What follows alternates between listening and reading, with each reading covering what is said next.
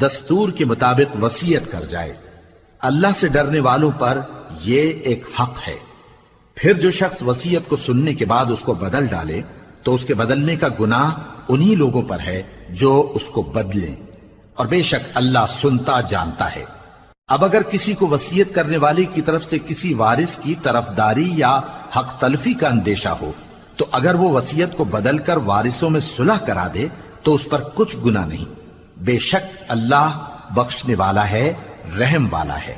مومنو، تم پر روزے فرض کیے گئے ہیں جس طرح تم سے پہلے لوگوں پر فرض کیے گئے تھے تاکہ تم پرہیزگار بنو۔